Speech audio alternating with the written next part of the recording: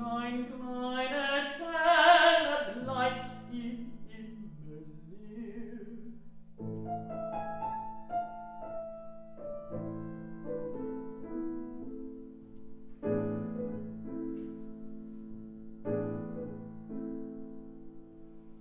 Keiner mag ihn hören, keiner sieht ihn an.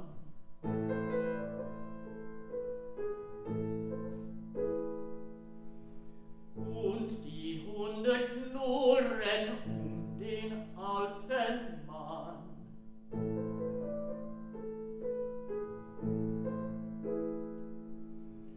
Und lässt es stehen, alles wie es will.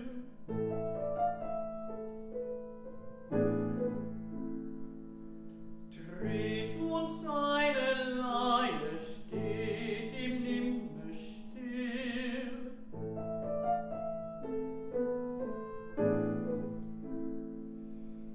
Dreht und seine Leihe steht ihm nimmer still.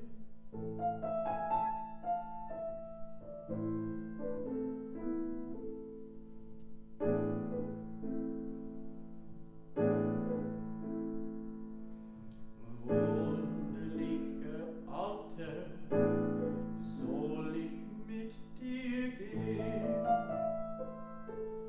Willst du meinen Lehren deine Leihe drehen?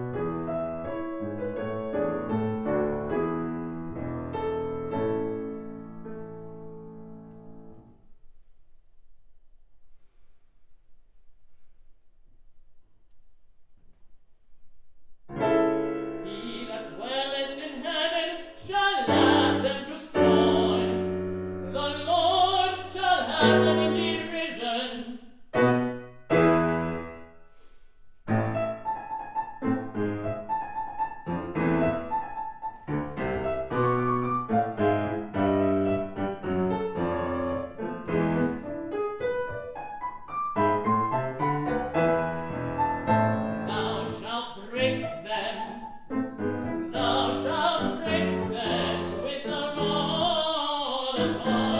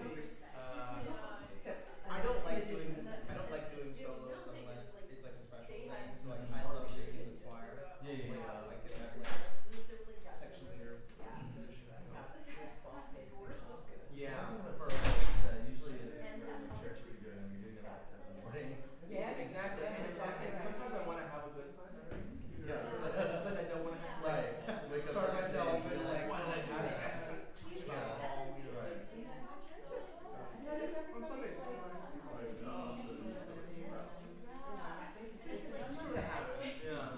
And it doesn't feel great all the time, but that's what you use the warm ups for. Sometimes you're like maybe you don't like my voice so you thought an octave when I slept, and then like, well, they don't know, but I know. And that's the He kept saying about the Messiah rap, and he was like, I need to learn this so I can get paid to do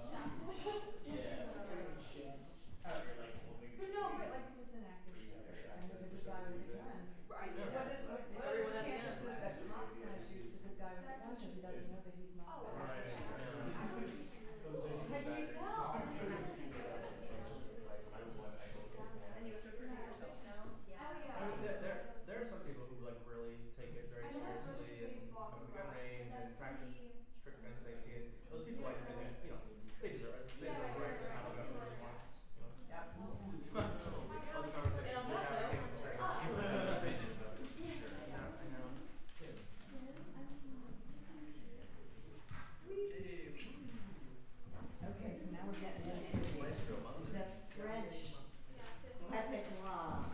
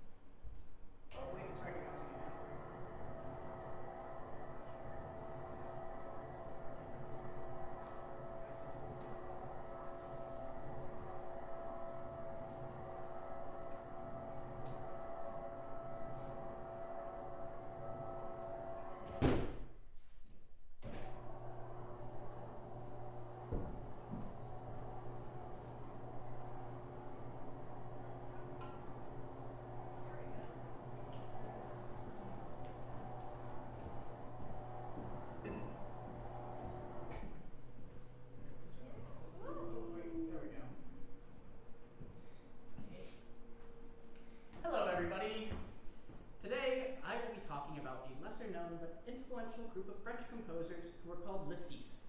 Their music has largely been forgotten by the standard repertoire, outside of Francis Poulenc, whose works remain popular to this day, but these composers were instrumental in the development of the aesthetic of 20th century French music. Who were Les Six? Les Six began as a group of young composers who initially came together under the mentorship of Eric Satie. Satie called them Les Nouveaux Jeunes, and the group included Georges Auric, Louis Duray, Arthur Honegger, Darius Milhaud, and Francis Poulenc. Later, Germain Taillefer would join the group, making them 6. Eventually, Eric Satie took a step back from Les Nouveaux Jeunes, and Jean Cocteau stepped into a mentorship position, and he began to impress his musical ideals on the students. Cocteau sought the establishment of a truly French musical aesthetic, and in 1920, Henri Collet championed these composers as the pioneers of a new musical movement, and called them Les Six, intending a parallel with Russia's Mighty Five. Collet's articles placed a certain pressure on the composers to act as representatives of this musical movement, and they didn't necessarily like that. They felt it restricted their individuality as composers. So who was their mentor, Jean Cocteau? Oh, well, first we have pictures of Les Six so you can see all of them. Georges Auric, Germain Taillefer, Arthur Honegger, Louis Duray, Milhaud, and Poulenc. So their mentor, Jean Cocteau, who was he? He was a renowned French poet, playwright, novelist, designer, film director, visual artist, and critic associated with the avant-garde, surrealist, and Dadaist movements. A Renaissance man of the time, he began collaborating with Satie in 1916 on their ballet Parade. Cocteau was an artistic philosopher with extreme ideas about nationalistic art, and he was in search of a vehicle for his musical philosophies, and he sought out promising music students from various music schools in Paris. When Satie wanted to take a step back from Les Nouveaux Jeunes, Cocteau saw an opportunity to promote his artistic ideals. So, the artistic philosophy of Cocteau was heavily inspired by Eric Satie, and his work he held in the highest regard due to its simplicity. Cocteau sought the development of a purely French art outside the reach of foreign influences. He valued simple melodies and clarity, having said, "Enough of Impressionism's trappings. What we need is a music of the earth, everyday music." Cocteau formalized his philosophy with the publication of Le Coq et l'Arlequin, which is an artistic manifesto which served as a philosophical foundation for Les Six. Here we see some excerpts from Le Coq et l'Arlequin, and you can see that it is essentially a book of short and direct statements about the state of French art and how Cocteau felt it should be developed in the future.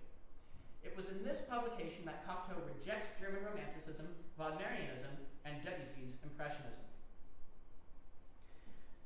While Satie and Cocteau tried to impress their philosophy upon Les Six, there were differing levels of adherence to the philosophy among these members, which led to disagreements and fractures in the group. Satie felt that Auric, Poulenc, and Milhaud had a modern sensibility, while Duray, Honegger, and Taillefer were still rooted in Impressionism. Honegger's Le Roi David had clear Wagnerian influences, and even Poulenc criticized the work as being 30 years out of date. Satie was critical of Ravel, who was a supporter and mentor of Duray and Taillefer, and this led to more division in the group, eventually leading to Duray's departure. And despite Cocteau's distaste for foreign influences, many of Les Six were influenced by American jazz, and Milhaud was notably influenced by Brazilian music. Even among Cocteau and Satie, there were disagreements. They would debate whether neoclassicism or Impressionism better represented French music, despite the contradictions between the styles. The two never reached a conclusive opinion and rather focused on their own ideals of French music, even as those ideals were starting to fracture the group. As opinionated as Cocteau was, he wasn't always consistent with those opinions. 2 years after the original formation of the group, and after Duray's departure, Henri Collet released another article calling the group bankrupt. This quote from PhD candidate Thomas Little sums up their philosophy quite nicely, and he says, "Insofar as Les Six could be said to have any sort of ideology, it was a broad agreement that French music should remain identifiably French, specifically through an engagement with middle or lowbrow forms of art. They were interested in directness and accessibility, and not necessarily following the tradition." Now, we will take a closer look at 3 of the songs I will be performing. We will begin with Attendez le prochain bateau by Georges Auric. This song has a serenading quality to it. almost as if it were sung by a street musician. The text is a simple poem about a woman and a sailor who were in love, but the timing just didn't work out. And the refrain states, "Here is the port, here is the island, wait for the next boat." The optimistic and hopeful take on love and memorable strophic melody makes this an accessible, easy-to-listen-to song. It embraces melodic and harmonic simplicity, but leaves a couple surprises for the listener in the accompaniment, which elevates the melody and provides an engaging backdrop for the story being told. Trills and ornaments in the piano add a playful element. The melody feels Parisian, as if it were sung by a street performer, and the song is distinctly French, yet it provides a clear departure from Debussy's Impressionism. As their influence seeped into pop culture, many of Lessees wrote cabaret songs and club songs and even film music, which Auric was very successful in. Here's an excerpt from the score where you can see the refrain, and what I would like you to notice is all of the little trills and grace notes and ornaments in the piano part that add that sense of playfulness, but also surprise and unexpectedness. The next song we will be looking at is La Rue Chagrin by Germaine Taillefer. This song has a cabaret nature. If the Auric song is one sung by street musicians and sailors, this one belongs in the jazz club. As I mentioned previously, Lessees valued low and middle art and wanted to elevate the status of lower forms by highlighting them in their music. The text, written by Taillefer's niece in a spoken dialect, demonstrates this elevation of popular forms. The text is conversational and direct, even a little vulgar, and the melody is simple, first stating the theme and then restating it in a different key. The song has a simple AABA form, which makes it accessible and easy to remember. Harmonically, there is a clear jazz influence, again showing the integration of popular forms. Here's another excerpt from the score. And what I'd like you to notice is actually above the vocal line, we have chord symbols written in, which is something that you would typically see in jazz and pop styles. You don't usually write chord symbols in a classical song like this because it's assumed that the pianist will play whatever is in the accompaniment, but here there's a little bit more room for improvisation and the pianists do their own thing. The final song we will look at is Bleuet by Francis Poulenc. Bleuet is one of the more complex examples, although the harmony is still fairly clear. Poulenc shifts the tonal center to different keys as the poem develops. The melody is slow and chant-like, and is mostly tonal with occasional chromaticism to emphasize the text. There is a rhythmic certainty in this piece. The vocal line is mostly set syllabically to eighth notes in a declamatory manner. The piece constantly marches ahead as a soldier does to war. Poulenc felt that the musical setting of a poem should be an act of love and not musical convenience, and his decision not to embellish the text with excessive ornaments shows this ideal. The subject matter of this poem, French soldiers in World War I, and the poet, Guillaume Apollinaire, are distinctly French. Lessees often chose to write about the experiences of everyday French life, which included many soldiers and veterans. And here's another excerpt from the score. We can see the driving eighth note rhythm, which is very marching, again, much like soldiers do in war. And we can see the declamatory text setting that moves mostly in stepwise motion to keep things relatively speech-like. So why do these songs sound so French? We can see elements of the philosophy of Cocteau and Satie in these songs, and the integration of French pop music styles further localizes the music. And despite the influence of Cocteau, these composers still borrow from foreign art forms like American jazz. These composers have much in common philosophically, but each expresses that philosophy in a unique way. These composers are as different as they are similar, so there is truly no simple answer to this question. And to quote an article published in the MBPI Arts Journal, from the perspective of ethno-symbolism, it is crucial to recognize that pure nationalism does not exist. Diversity between national identity and cultural identity makes group identity multifaceted. Regardless of whether their music aesthetics are considered open or conservative, from the perspective of national identity, we see them as belonging to France. By uniting under a common philosophy, engaging with French popular culture, and writing music which highlights the everyday lives of common French people, Lessees were able to develop coherent French sound while integrating foreign influences such as American jazz. We hear these songs as French not because they rejected foreign influences, but because they embraced them with a French sensibility. We often hear music from other countries and know intrinsically there is something unique about how it sounds, but we don't often reflect on why this music sounds the way it does. We should be asking where our music comes from and what makes a piece sound like the place it came from. And as our world continues to spread ideas far and wide through the internet, will countries still maintain a unique musical identity far in the future? Thank you.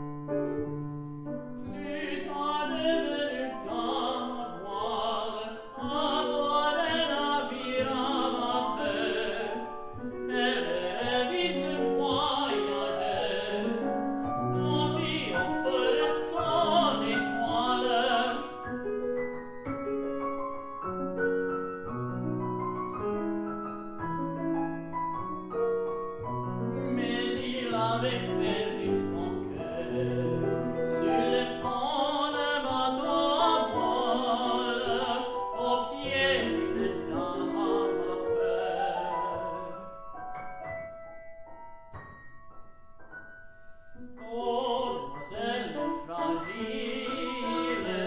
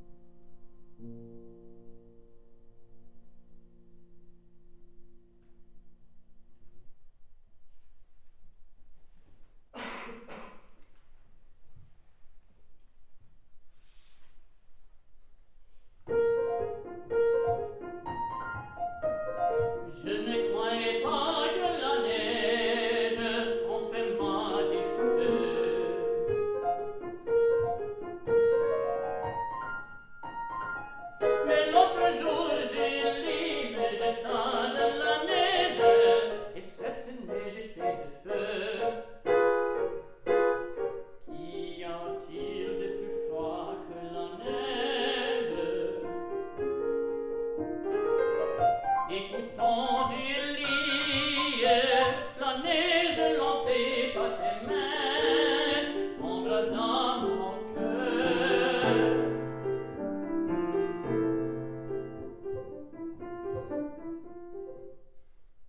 Où trouver à présent un refuge pour m'abriter des pièges de l'amour, si même cette eau glacée recèle sa flamme?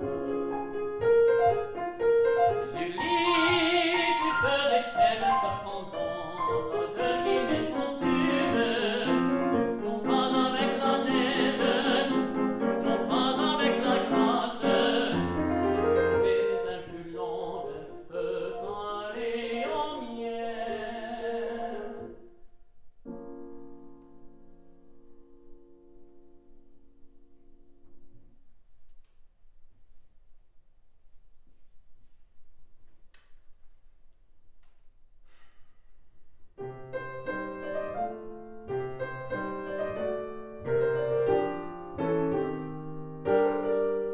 Belle dame de mon émoi, qui peut entendre votre voix, ou regarder vos yeux sans être amoureux de tout votre être?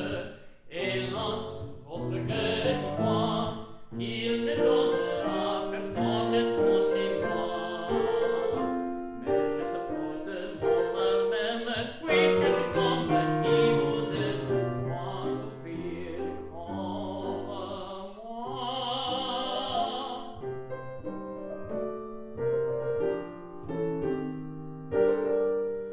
Mille dames n'aura mon cœur si fragile dans sa rigueur. Je la vois joyeuse et volage, accessible tous les hommages. Au lieu d'adorer ses faveurs, oh seul homme qu'elle nomme dans son cœur. J'aimais mieux la savoir belle, plutôt que de la voir belle, partager mon bonheur.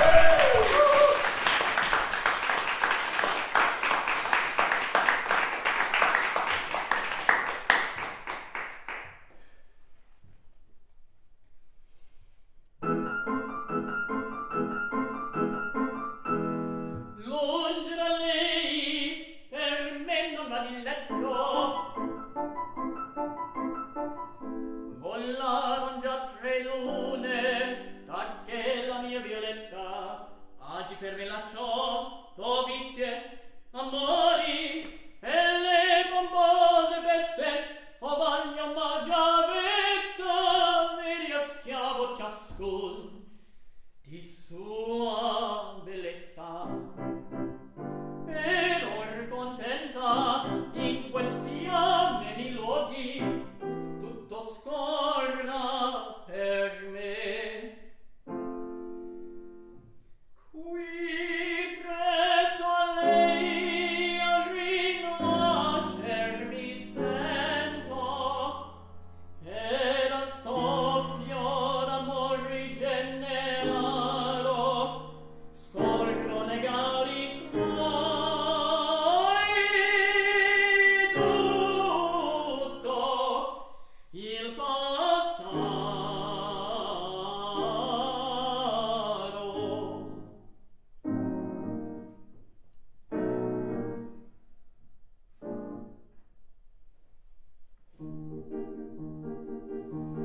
Degni bollenti spiriti, il giovanile ardore, e l'ademprato placido sorriso dell'amor,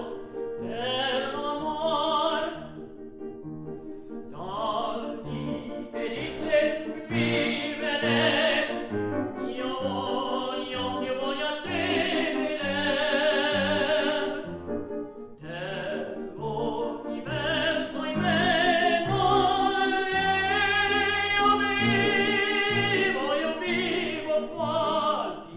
io vivo quasi in ciel, tali che disse vivere, voglio a te vedere, sì, dell'universo in memoria,